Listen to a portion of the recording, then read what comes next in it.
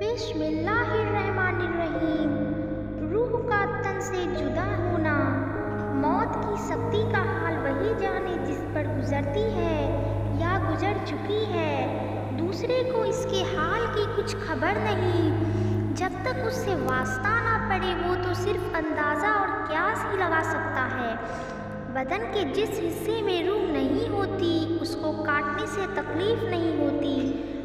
جس طرح سے بدن کی جو خال مردہ ہو جاتی ہے اس کو کاٹنے سے کوئی تکلیف نہیں ہوتی، لیکن جس حصے میں جان ہوتی ہے اس میں ذرا سی سوئی چبھونے سے یا اس میں کچھ لگنے سے بھی تکلیف ہوتی ہے۔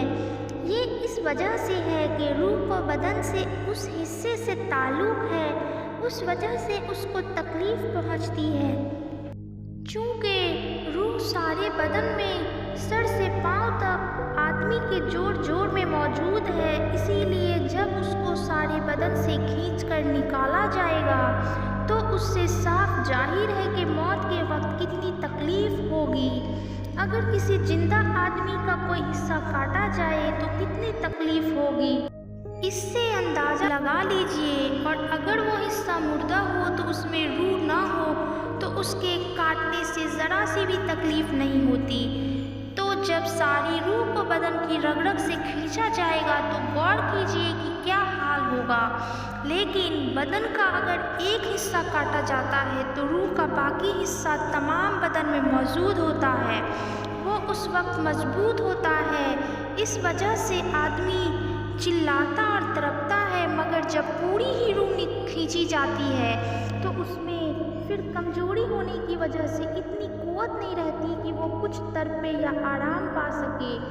ہاں، اگر بدن مضبوط ہوتا ہے تو سانس اکھڑتے وقت بدن میں آواز پیدا ہوتی ہے جو دوسروں کو سنائی دیتی ہے۔ اگر بدن میں طاقت نہیں ہوتی پھر یہ آواز بھی پیدا نہیں ہوتی۔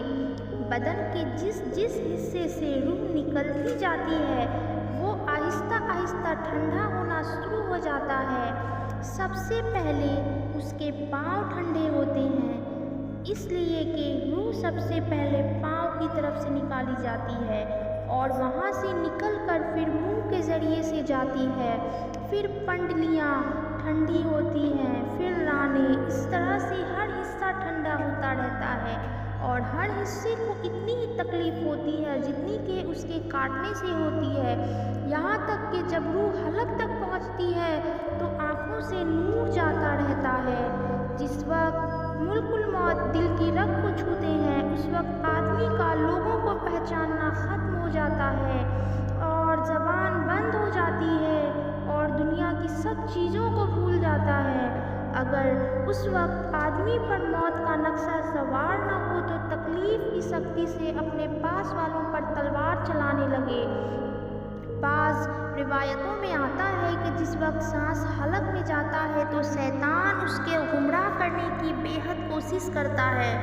حضور نبی کریم صلی اللہ علیہ وسلم کی دعاؤں میں یہ بھی دعا ہے کہ یا اللہ مجھ پر موت کی اور نزع کی سختی آسان فرما، مگر ایک ہم ہے کہ ان واقعات سے بالکل ہی ناواقف اور بے خبر ہیں، ہم تو اس آنے والے وقت کو یاد ہی نہیں کرتے۔ دعا مانگنا تو کیسا، اور اگر کبھی بھولے بسرے سے دعا مانگ بھی لی تو وہ بھی سرسری طور سے مانگ لی، بس کافی ہے۔ انبیاء علیہ السلام جو گناہوں سے بالکل معصوم اور پاک تھے، اور اولیاء اللہ جو خدا کے دوست ہیں، وہ تو موت سے اتنا ڈرتے تھے کہ بے حد لرزتے اور کانپتے تھے۔ حضرت عیسیٰ علیہ السلام اپنے حواریوں سے کہتے تھے کہ میرے لیے دعا کرو کہ نزع کے وقت کی تکلیف مجھ پر آسان ہو جائے، کہ موت کے ڈر نے مجھے موت کے قریب پہنچا دیا۔